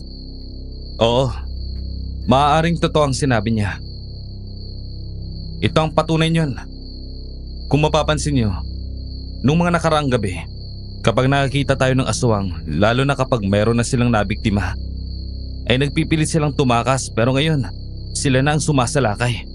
Kung alam na ng emong daga na yun na nandito na kayo para tugisin siya at ang kanyang grupo, kailangan nyo ng dobling pag-iingat. Alam nila kung saan kayo makikita, pero sila, hindi natin alam ang lungga nila. Tama ang sinabi ni Alma. Pero hindi sa lahat ng pagkakataon ay makakalamang sila. Darating ang oras na magkakamali din sila. At kapag nangyari yun, hindi lang isang paa niyang puputulin ko. Tatagpasin ko rin ang leg niya para hindi na siya mabuhay pa. Sa palagay mo kaya ay sila rin ang dumukot kay Rosita? Sa palagay ko hindi siya ang gumawa niyon, Alma. Kasi nakasagupa pa namin sa emong daga sa ibang lugar bago namin natanggap itong kaso ng kapatid mo. Kaya kami napunta dito. Tama si Delio. Nasa ibang lugar pa yun ang may aswang na dumukot kay Rosita. Tsak naman na kaya dito napadpad yung emong daga na sinasabi niyo ay dahil nagipit sa dati niyang kuta. Ganun na nga po ang nangyari, Kapitana. Pero kung aswang talagang dumukot kay Rosita, may posibilidad na kalahi nga din yun ni Emong Daga. Joseph, narinig mo ba yon? Yun bang alulong ng aswang tinutukoy mo? Oo, yun nga. Sa kanyang mga malalakas na angil. Alam kong angil yun ng aswang. Ha, sir, tingnan mo sa bandaron. Nang tumingin ako sa direksyong itinuro ni Pio Andelio, nakita ko na mayroong mga aswang na naglabasan sa likuran ng malalaking puno. Dahil sa liwanag ng buwan na aninag ko ang mga yun, hindi ko sila mabibilang sa daliri. Ibig sabihin lampas sila sa 20 dahil bukod sa mga aswang na nakatayo sa tabi ng malalaking puno, mayroon pa rin mga aswang na lumabas mula sa damuhan at marahang gumagapang papalapit sa amin. Di nagtagal ay nakita ko ang paglabas ni Emong Daga mula sa likuran ng malaking puno. Sargento! Bilib din naman ako sa'yo! Talagang hanggang dito sa baryo ay sinundan mo pa rin ako! Talagang ayaw mo kong tigilan! Pagsisisihan mo ang pagsunod mo dito! Nagkataon lang at nagkatagpo tayong muli, Emong Daga. Hindi ko naman inaasahan na muli tayo magkikita dito. Siguro ay meron tayong hindi natatapos gawin. At yun ay ang putulin ko ang ulo mo. Hangal! Pinutol mo na nga ang isang pako! Hinahangad mo pa talaga ang ulo ko! Ang puso mo at atay ang kakainin ko! Patayin niyo ang mga hangal na yan! Humanda kayong lahat. Paparating na sila. Alma, umatras na kayo ni na Kapitana Esther. Kami na ang harap sa kanila. Sige, Delio. Tayo, nanay. Umalis na tayo dito. Hindi tayo aalis, Alma. Kailangan nating tulungan sina Joseph para tulungan tayo. Kaya tulungan din natin ang ating mga sarili. Mga pinditati naman ang ating armas.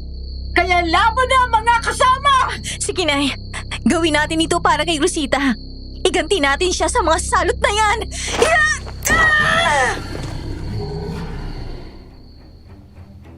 Nang sumugod na nga ang mga aswang, kaagad kaming nagpaputok ni Pio Andelio. Bawat aswang na matamaan namin ay bumabaligtad dahil puro sa ulo at dibdib ang tama nila.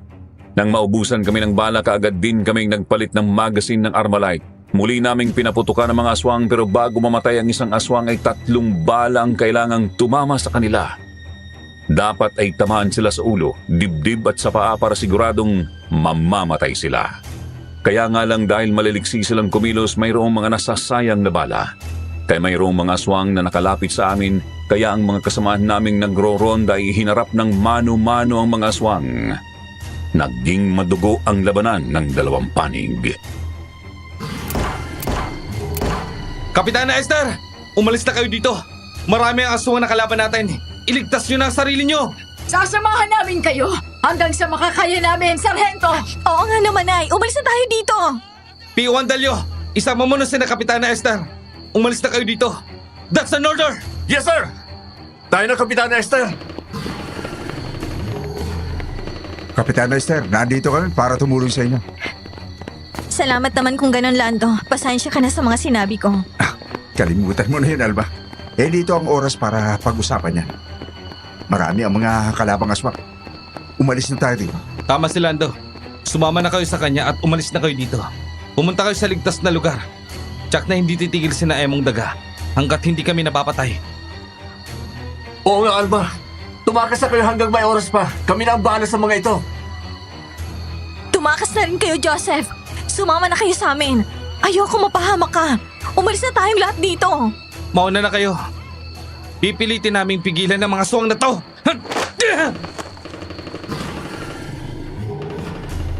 Sumang-ayon naman sina Alma sa sinabi ko. Sumama sila kina Lando at sa dalawang lalaking kasama niyon. Nang makaalis na sila ay nagpalit ulit ako ng magasin ng baril. Muli kong pinaputukan ng mga aswang. Nang maubusan ng bala ang hawak kong armalite, isinukbit ko yun sa aking katawan. Bago mahugot ang 45 sa aking bewang, nakalapit na sa akin ang aswang, kaya ang patalimang nakuha ko at yun ang ginamit ko para labanan ang mga aswang.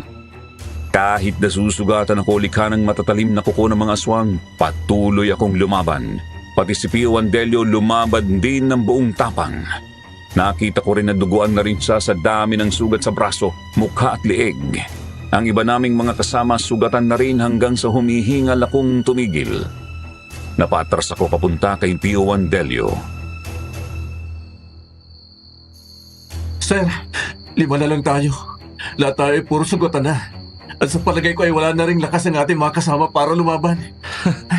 Delio, sa tingin ko ay ito na huling laban natin. Masaya akong ikaw ang nakasama ko sa huling laban na to. Ano man ang mangyari sa atin ngayon, wala akong pinagsisisihan. Ako rin, sir. Masaya ako nakasama kita. Isa lang ang pinangihinayangan ko. Hindi ko malang naranasan na magkaroon ng nobya bago mamatay. Tapusin niyo na ang mga hangal na yan! Nang makaalis na tayo! Galit na lumapit na sumugod ang mga aswang. Pero nang malapit na sila sa amin, bigla silang tumigil na parabang nagulat silang lahat. Nakatingin lang sila sa direksyon namin, kaya nagtaka rin kami ni Pio Wandelio sa nakita naming reaksyon ng mga aswang. Saka lang namin nakita na mayroon palang dumarating mula sa likuran namin. Si Tandang Manolo ang dumating kasamang maraming mga kalalakihan. Tuloy-tuloy na lumampas sa amin ang mga lalaking yon at sinalubong ang mga aswang. Muli ay nagkaroon ng matinding labanan sa pagitan ng dalawang panig. Sinabi sa akin ni Tandang Manolo na huwag ko nang hayaang makatakas pa si Emong Daga, kaya tutulungan niya ako para tapusin ang kasamaan yon. Nang makita naman ni Emong Daga na dihado na sila dahil isa-isa nang natatalo ang kanyang mga tauhan, tumakas na siya.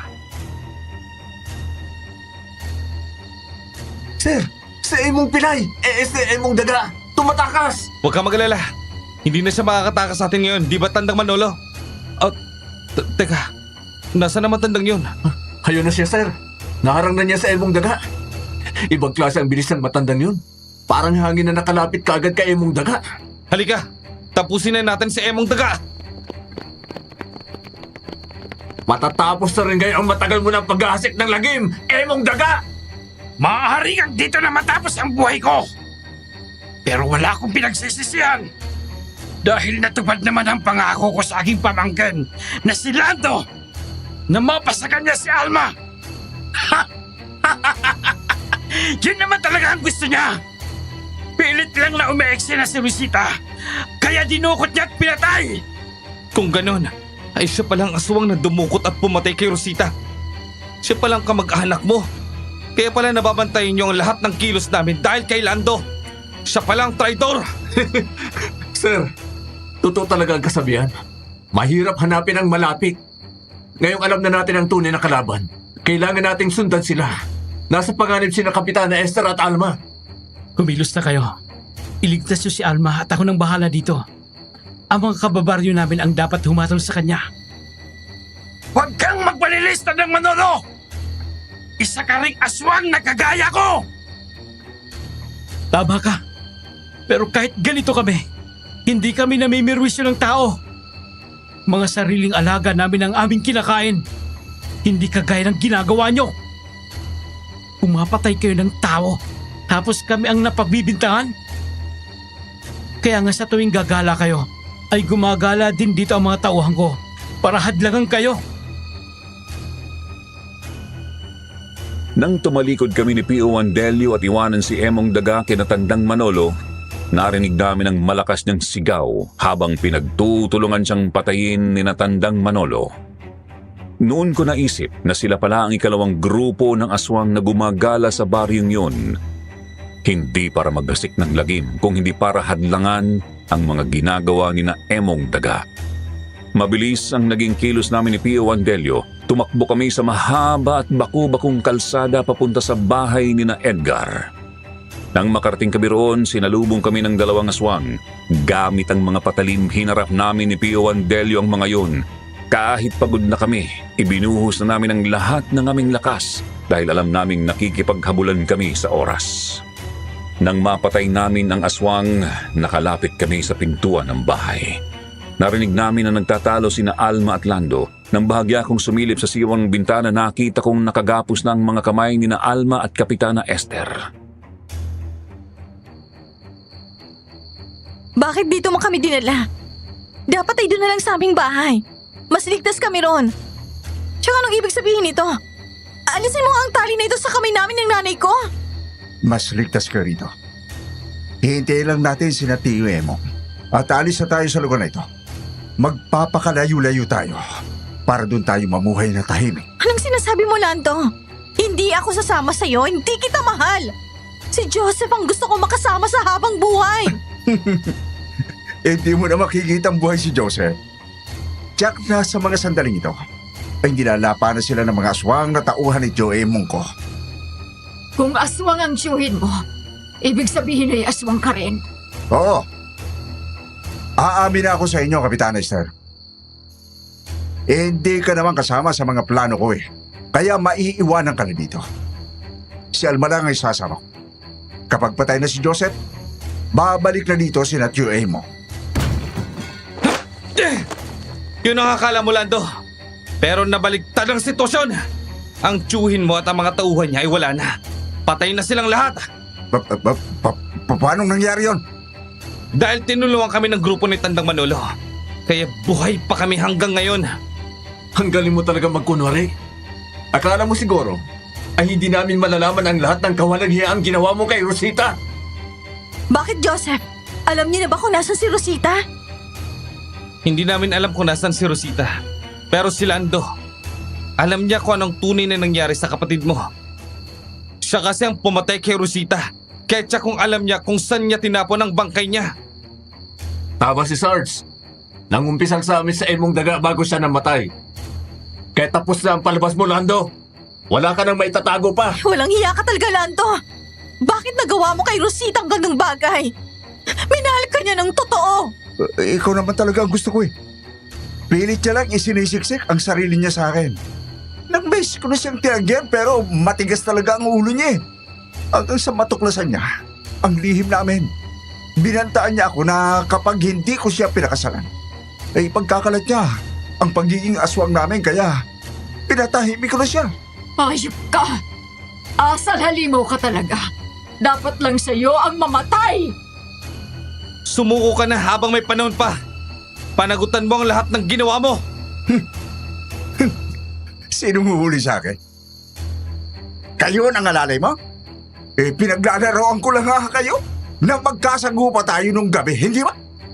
Sa dami nga ng sugat mo, nilagnat ka pa. Kung ganon, ikaw palang halimo na yon. Hindi mo pa ako tiniluyan. Kaya ngayon, babawian kita. Sinugod ko si Lando gamit ang patalim dahil wala nang bala ang aming mga baril. Magkakasunod na pag-atake ang ginawa ko pero inilagan lang yon ni Lando. Nang magkaroon siya ng pagkakataon, kinalmot naman niya ako. Mabilis akong lumayo para iwasan din ang pag-atake niya hanggang sa tulungan na ako ni Pio Wandelio. Sinugod din niya si Lando hanggang sa masingitan ko siya. Hindi niya nailagan ang pagsaksak ko sa kanya. Tinamaan siya sa tagiliran. Bumaon doon ang aking patalim. Nang mahugot yun, biglang tumakbo si Lando sa loob ng kwarto. Ugas! Yan ang pinakamalaking pagkakamali mo. Tama yan. Hintayin mo ang pagpasok namin. Bantayan mo ako salot na yung Delio. Kakalagan ko nang tali si na Alma. Pasensya ka na, Alma. Natagalan kaming makarating dito. Maraming kisang nakalaban namin. Kaya pati mga bala namin naubos na. Huwag ka nang magpaliwanag. Ang mahalaga ay buhay ka at nagkita pa tayong dalawa. Ngayong malaya ka na. Payakap nga. Alam mo bang sobrang pag-aalala ko habang papunta dito? Mabuti na lang at naabutan pa namin kayo. Oo nga eh. Kinabahan din ako. Ang walang iyang yon. Gusto pa akong tangayin kung saan lugar. Napakawalang iya niya. Siya palang pumatay sa kapatid ko. Baka naman gusto niyo akong kalagan ng tali. Abay, masakit na ang kamay ko eh. Nako, sorry po, Nay. Nakalimutan ko. Sandali lang po. Huwag kayong malikot at hihiwain ko ang tali sa kamay niyo. Nang makalas ko ang tali sa kamay ni Kapitana Esther, nakita kong dumating na rin doon sina Tandang Manolo at ang kanyang mga tauhan. Kaagad akong lumabas ng bahay at sinalubong sila. Sinabi ko na nakulong na sa kwarto sa loob ng bahay si Lando. Pero nang puwersahin na naming pasukin ang kwarto at sinira ang pintuan yun, ay nalaman namin wala na roon si Lando. Kaya nataranta kaming lahat sa paghahanap. Hinalungkat namin ang lahat ng sulok ng kwarto. Nang hawiin namin ang papag na kahoy na naroon, doon namin natuklasan ang isang lihim na lagusan pababa sa ilalim ng bahay. Maaaring dito dumaan si Lando para tumakas. Papasukin namin ni Delio ang lagusan. Yung iba, kumalat sa paligid sa lugar na to. Tsak na aahon yung Lando na yon sa dulo nito para tuluyang makatakas. Tama si Joseph. Kumilos na tayong lahat para hindi na makatakas ang salod na aswang na yon. Mag-iingat kayo, Joseph. Etong flashlight. Gamitin nyo. Tsak na madilim dyan sa ilalim. Oo, kayo rin ang inay mo. Tayo na, Delio! Sige, sir. Kasunod mo ako. Nang makababa nga kami sa lagusan, nalaman namin na mahaba pala ang lagusang yun. Gamit ang flashlight, hinanap namin doon si Lando. Binagtas namin ang mahabang lagusan hanggang sa makita namin siya na nahihirapan ng maglakad habang tutop ang malaking sugat sa tagiliran. Nang makita niyang liwanag na likha ng aming mga flashlight ay nagmamadali siyang tumakbo. Pero naabutan namin siya kaya muli kaming naglaban sa loob ng lagusan. Kahit sugatan na siya, malakas pa din. Hinarap niya kami ng buong tapang. Mabuti na lang at nahiwa ko ang kanyang palad kaya hindi niya nagawang pabaunin sa dibdib ni P.O.1 Delio ang kanyang mga kuko. Kaya binuhat na lang siya ni Delio at ibinalibag sa akin. Kapwa kami tumamba. Yun naman ang sinamantala ni Lando para muling tumakas. Aray ko! Ang bigat mo pala, Delio. Tumayo ka na dyan. Bilisan mo at makakatakas ang walang hiyang yun. Parang nabala yata ang balakang ko, sir. Pero huwag kang mag-alala. Kaya ko pang lumaban. Tayo na. Hindi ka na makakatakas, Lando! Hindi ka namin titigilan! Ayun siya, sir. Papaahon na. Yun na pala ang dulo ng lagusang ito. Hindi siya dapat makahon. Mahihirapan na tayong huliin siya kapag nakaalis siya ng lagusan. Nakaahon na siya, sir. Kahit pagod na kami, patuloy pa rin kaming sumunod kay Lando. Umahon din kami sa lagusan. Nang makita namin siya ay nakaluhod na. Pagod na pagod din. Wala na rin siyang balak na tumakbo dahil wala na pala siyang tatakbuhan. Napapaligiran na pala siya ng mga taong kasama ni Tandang Manolo. Nandoon na rin sina Kapitan Esther at Alma. Tapusin mo na ako, Joseph. Panalo ka na sa laban natin. Kung mayroon man na dapat na magparusa sa'yo, hindi ako yun. Batas ng tao ang pinapatupad ko. Hindi sakop ng batas na yun ang humatol sa mga kampon ng kadaliman na kagaya mo. Huwag mo ako ibigay kina Tandang Manolo. Ayoko sa kanila. Sige, pagbibigyan kita sa isang kondisyon. Sabihin mo sa akin kung saan mo dinala ang bangkay ni Rosita. Sa likuran ng bahay ko. Sa deposito ng banyo. Doon ko inihulog ang katawan ni Rosita. Maraming salamat. Ngayon, ay maaari nang mabigyan ng maayos na libing si Rosita. Tandang Manolo, ipinauubaya ko na sa inyo ang paghatol sa salot na to! Joseph, sinungaling ka! Hindi ka marunong tumupad sa usapan! Mayroon akong batas na sinusunod sa labanan.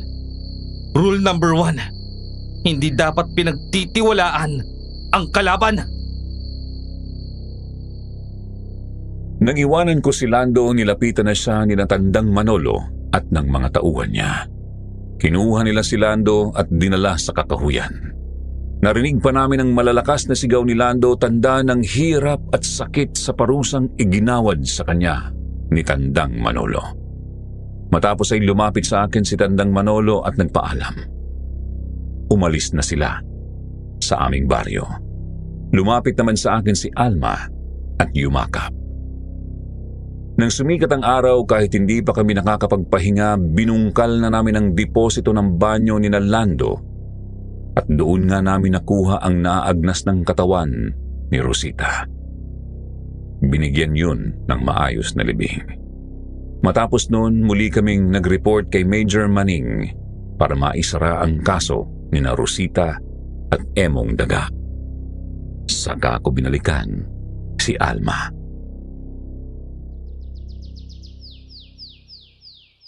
Akala ko hindi ka natutupad sa usapan natin eh. Kapag nangako ako, tinutupad ko. Bumalik ako para sa iyo. Ngayong maayos na ang baryo nyo, pwede na nating bigyan ng oras ang ating mga sarili. Halika nga, payakap nga ako at pahingi ng isang matamis na kiss. Oo naman, namiss yata kita. Mwah!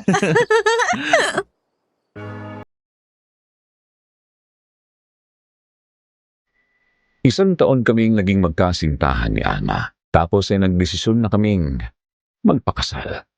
Doon na rin kami tumira sa bahay ni Inay Esther para mayroon siyang kasama sa bahay. Naging masaya naman ang pagsasama namin ni Alma. Ang kaibigan ko naman na si Pio Andelio doon din nakakita ng mapapangasawa at yun ay ang babaeng sumampal sa kanya. Si Lucy. At yan po ang naging karanasan sa buhay namin na hindi ko makakalimutan kailanman, Sir Jupiter. Sana po mabigyan nyo ng pansin ang aking liham at maisadula ito dito sa Sitio Pangil.